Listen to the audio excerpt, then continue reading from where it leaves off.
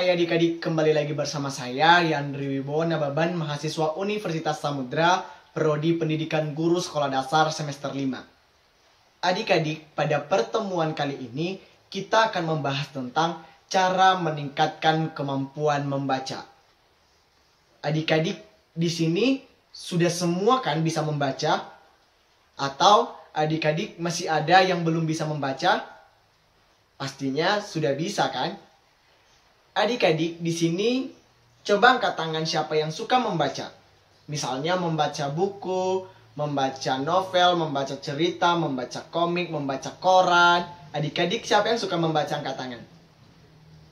Ya, terima kasih.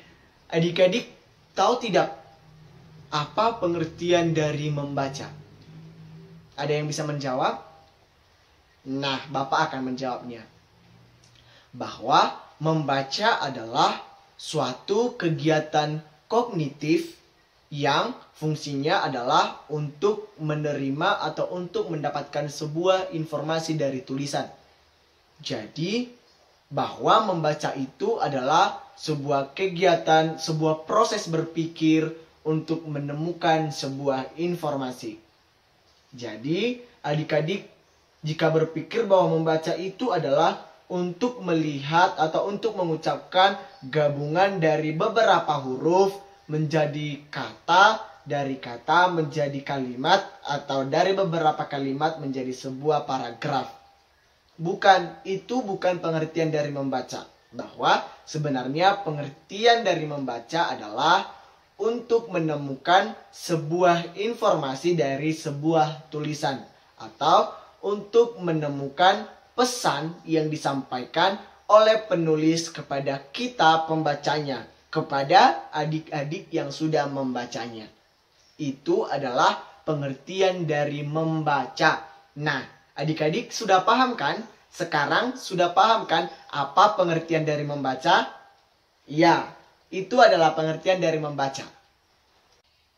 Setelah kita mempelajari apa pengertian dari membaca, berikutnya kita akan mempelajari apa sih tujuan dari membaca. Adik-adik, tujuan utama dari membaca adalah untuk menemukan sebuah informasi, untuk menemukan pesan yang disampaikan penulis kepada kita pembacanya. Tapi menurut Anderson ada 7 tujuan utama dari kegiatan membaca. Adik-adik ada yang tahu tidak apa ketujuh tujuan yang dipaparkan oleh Anderson tentang tujuan dari membaca? Bapak akan menjelaskan satu per satu. Adik-adik bisa bantu loh. Yang pertama adalah bahwa membaca untuk mendapatkan sebuah fakta atau sebuah perihal. Adik-adik pasti suka membaca, atau adik-adik yang sering membaca pasti akan menemukan sebuah informasi, sebuah kebenaran yang terdapat pada sebuah tulisan. Misalnya ada sebuah kejadian dan kita tidak tahu seperti apa kejadiannya. Kita hanya mendengarkannya simpang siur dari teman-teman ataupun dari orang sekeliling kita. Tapi setelah kita membaca informasi tersebut, misalnya informasinya kita dapat dari koran. Setelah kita membaca koran tersebut, kita mengetahui faktanya seperti apa, kita mengetahui informasinya seperti apa. Itu adalah tujuan yang pertama. Kita menemukan sebuah fakta atau perihal. Tujuan dari membaca yang kedua adalah untuk menemukan ide-ide pokok. Ketika membaca, pasti kita menemukan apa sih ide-ide yang terdapat dalam tulisan tersebut. Contohnya dalam beberapa halaman kita tahu apa sih idenya, apa sih pokok ide dari pembahasan tersebut, seperti apa sih ceritanya tersebut. Itu adalah ketika kita membaca, kita menemukan ide-ide pokok dari cerita tersebut. Tujuan yang ketiga adalah kita dapat mengetahui susunan atau urutan dari kerangka sebuah karangan. Ketika membaca, kita akan mengerti ceritanya mulai dari mana, ceritanya berawal dari mana, karangannya awalnya dari mana sih. pertengahannya seperti apa sih, akhirnya seperti apa. Seperti apa sih pendahuluannya, seperti apa isinya, seperti apa penutupnya. Ketika kita membaca, kita akan mengetahui langkah-langkahnya seperti apa sih. Seperti apa sih langkah-langkah dalam memasak, contohnya seperti itu. Kita akan mengetahui urutan-urutan kerangkanya. Bagaimana pertamanya, bagaimana kedua, bagaimana isinya, bagaimana penutupnya. Baru yang keempat adalah kita bisa menyimpulkan. Kita akan mendapat kesimpulan. Misalnya dari sebuah cerita yang panjang lebar yang memiliki halaman 10 halaman misalnya, 10 halaman. Setelah kita membacanya, kita dapat menyimpulkannya. Seperti apa sih ceritanya? Apa sih isi ceritanya? Misalnya ceritanya adalah pada suatu hari seperti ini. Ini tentang pembunuhan. Ceritanya panjang misalnya 10 halaman. Dari 10 halaman itu kita bisa mengambil kesimpulan bahwa cerita tersebut menceritakan tentang pembunuhan. Seperti itu adik-adik. Jadi ketika membaca kita akan mendapatkan kesimpulan. Yang berikutnya adalah kita dapat mengklasifikasikan atau mengelompokkan. Dalam sebuah cerita itu pasti terdapat beberapa kelompok. Misalnya puisi, pantun, cerita, dongeng, ataupun lain-lain. Ketika kita membaca sebuah buku, kita bisa menggolongkannya kemana buku tersebut tergolong. Apakah ke cerpen, apakah ke puisi, apakah ke novel, atau ke komik, ataupun lain-lain. Jadi ketika kita membaca, kita dapat mengklasifikasikannya, kita dapat mengelompokkannya. Ini puisi atau tidak?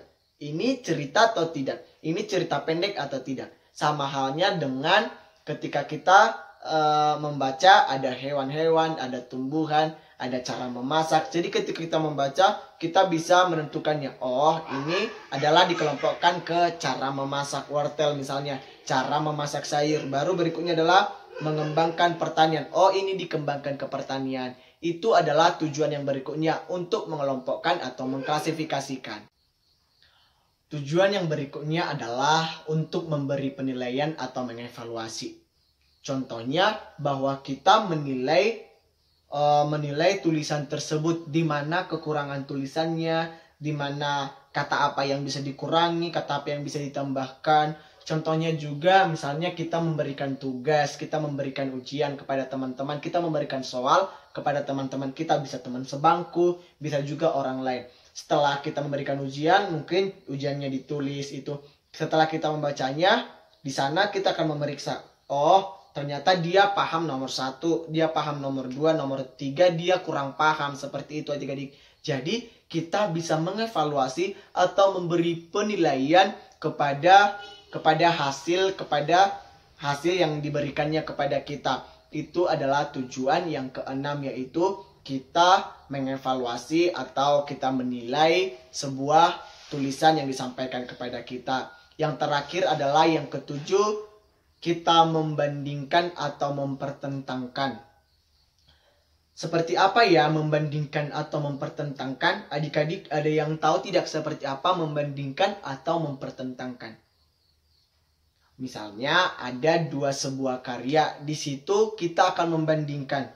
Oh, karya yang ini adalah tentang ayah, baru karya kedua adalah tentang ibu. Seperti itu. Kita membandingkan karya-karya tersebut. Misalnya ada 2 cerita lucu. Terus setelah kita baca teks pertama sampai habis, teks kedua sampai habis, lalu kita membandingkan. Oh, ternyata teks kedua lebih lucu dari teks pertama. Baru begitu juga dengan puisi. Kita melihat, oh, ternyata puisi pertama ini tentang anak-anak nakal. Puisi ini diberikan kepada anak-anak nakal. Sedangkan puisi yang kedua ini diberikan kepada anak-anak yang baik. Seperti itu adik-adik. Itu adalah 7 tujuan dari membaca. Yang menurut Anderson yang pertama adalah untuk menemukan sebuah fakta atau perihal. Yang kedua adalah untuk menemukan ide pokok. Yang ketiga adalah untuk mengetahui susunan atau rangkaian. Yang keempat adalah untuk menyimpulkan. Yang kelima adalah untuk mengklasifikasikan. Yang keenam adalah untuk menilai atau mengevaluasi. Yang ketujuh adalah untuk membandingkan atau mempertentangkan. Itu adalah tujuan membaca menurut Anderson. Sebelum kita terampil dalam membaca, kita perlu memperhatikan hal-hal berikut. Yang pertama itu adalah kita harus memperkaya kosakata. Adik-adik, sudah berapa banyak kosakata yang adik miliki? Atau sudah berapa banyak kata-kata yang adik miliki? Jadi untuk meningkatkan keterampilan membaca, kita harus memperbanyak kosakata. Bagaimana ya cara memperbanyak kosakata atau memperkaya kosakata? Adik-adik ada yang tahu? Nah, di sini Bapak akan mengajarkan cara memperkaya atau cara memperbanyak kosakata. Yang pertama adalah kita harus rajin belajar atau mempelajari sinonim. Adik-adik sudah tahu apa pengertian dari sinonim? Ada yang tahu? Atau ada yang ingin memberikan jawaban apa itu sinonim? Ada yang bisa? Nah, kalau tidak ada, Bapak akan melanjutkannya. Bahwa sinonim adalah suatu kata yang memiliki makna yang sama atau persamaan kata. Misalnya itu adalah bahwa kata yang satu memiliki makna yang sama dengan kata yang satu lagi. Ada yang bisa memberikan contoh? Tadi Bapak sudah memberi pengertian dari sinonim. Adik-adik, sekarang berikan contoh dari sinonim. Ada yang bisa? Nah, Bapak akan menjawab. Contohnya adalah berbohong. Siapa di sini yang suka berbohong? Adik-adik ada yang suka berbohong? Nah, tidak boleh berbohong ya. Itu adalah kesalahan atau dosa. Nanti masuk neraka loh. Nah, persamaan dari kata berbohong adalah, ada yang bisa menjawab? Ya, berdusta. Berdusta sama dengan berbohong. Nah, setelah kita belajar tentang sinonim, kemudian apa sih yang kita pelajari? Yang kedua kita pelajari adalah antonim. Sinonim adalah persamaan kata, sedangkan antonim adalah lawan kata. Lawan kata berarti mereka berperang, berarti kebalikannya. Itu pengertian dari antonim, lawan kata. Ada yang bisa memberikan contohnya kepada Bapak? Iya, di sini juga karena adik-adik tidak ada yang mau menjawab, Bapak akan memberikan contohnya. Contohnya adalah tinggi. Adik-adik di sini siapa yang memiliki badan tinggi? Nah, ya, coba berdiri. Ya, bagus.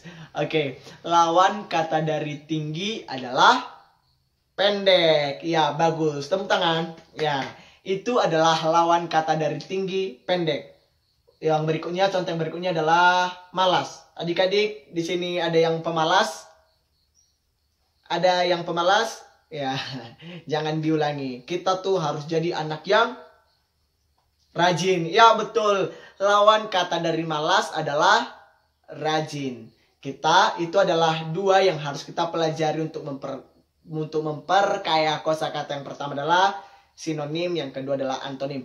Yang berikutnya, apalagi ya untuk memperkaya kosakata? Ada yang bisa menjawab? Nah, yang berikutnya adalah belajar imbuhan. Ada yang sudah mengerti apa itu imbuhan? Imbuhan dibagi menjadi 3 bagian, yaitu awalan, sisipan, dan akhiran. Untuk awalan, ada yang bisa memberikan contoh? Contoh dari imbuhan awalan. Imbuhan awalan adalah imbuhan yang diberikan pada awal sebuah kata. Contohnya adalah Tono bermain di halaman rumah. Bermain. Adik-adik tahu tidak bahwa sebenarnya bermain itu adalah kata yang diberi imbuhan pada awal kata tersebut. Bermain. Ternyata bermain memiliki kata dasar main. Setelah diberi imbuhan di awal kata tersebut, diberi imbuhan ber, Jadi katanya menjadi bermain. Kalimatnya menjadi bermain. Dari main menjadi bermain. Bermain kata dasarnya adalah main. Itu adalah contoh tentang imbuhan yang diberikan pada awal kata atau pada awal kalimat. Yang kedua adalah sisipan. Adik-adik ada yang tahu pengertian sisipan apa? Ya, sisipan adalah kata atau huruf yang diberi pada pertengahan sebuah kata. Yang diberikan pada pertengahan kata atau di tengah-tengah sebuah kata. Ada yang bisa memberikan contohnya? Langsung saja kita beri contoh. Mobil itu melaju sangat kencang. Melaju. Adik-adik, melaju ternyata sebuah kata yang diberi imbuhan pada sisipan atau diberi imbuhan di tengah sebuah kata tersebut. Melaju. Ternyata kata dasar dari melaju adalah maju. Setelah diberi imbuhan di tengah menjadi melaju. Diberi imbuhan L menjadi melaju. Melaju diambil dari kata dasar maju. Sekarang adalah contoh imbuhan yang diberi di akhir kalimat.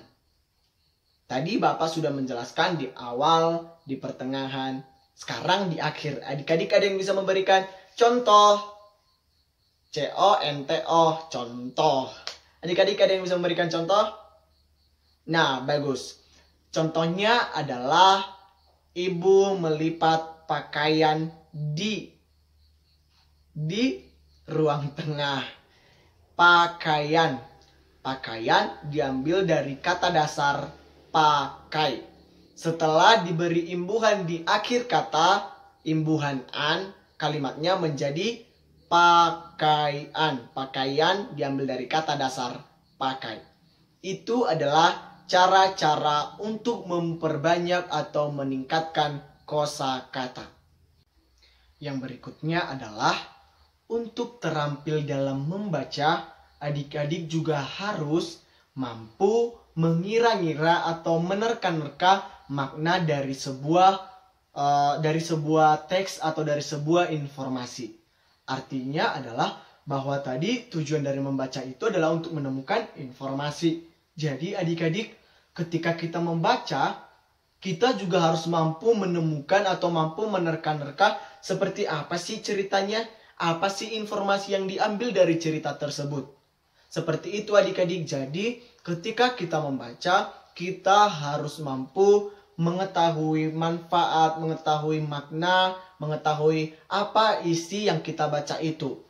Walaupun tidak benar, kita harus menerka-nerka seperti apa ceritanya. Walaupun salah, setidaknya kita sudah menerka apa sih nanti isi ceritanya yang kita baca. Kita bukan cuma asal membaca plak, tapi kita juga mampu menerka, mampu memahami apa sih makna dari bacaan tersebut. Itu adalah cara untuk meningkatkan keterampilan membaca yang berikutnya. Yang berikutnya, agar kita atau agar adik-adik terampil dalam membaca, adik-adik juga harus memperhatikan bunyi-bunyi, tanda-tanda atau simbol.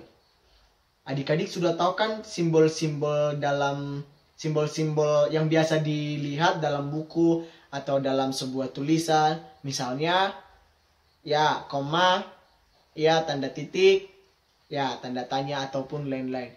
Adik-adik juga harus tahu seperti apa penggunaan tanda baca tersebut, seperti apa membacanya. Kenapa kita harus mengerti agar teman-teman yang lain juga paham seperti apa sih ceritanya.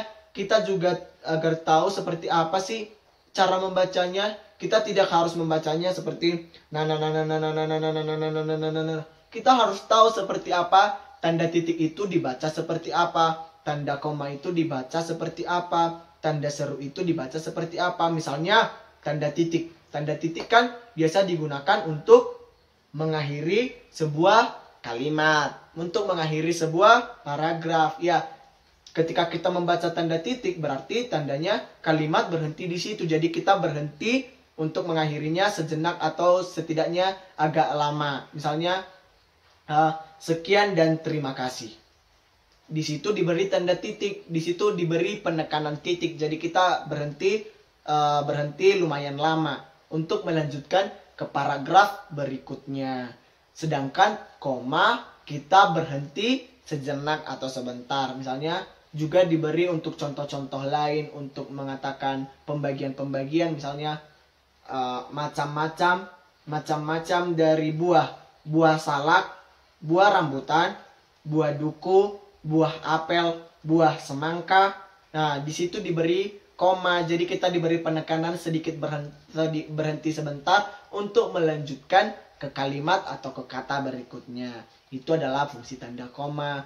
Jika tanda tanya biasa digunakan untuk bertanya. Ya, dalam sebuah teks misalnya, apakah kamu sudah makan?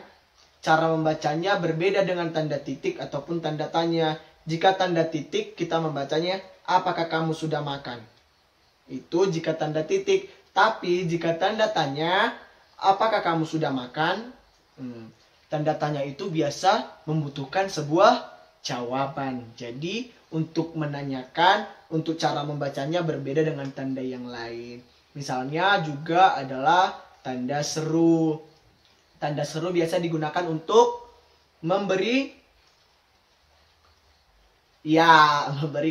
perintah. Biasanya tutup pintu itu. Ya, jika diberi tanda seru, kita akan membacanya tutup pintu itu. Jika diberi tanda titik, tutup pintu itu. Jika diberi tanda tanya, tutup pintu itu.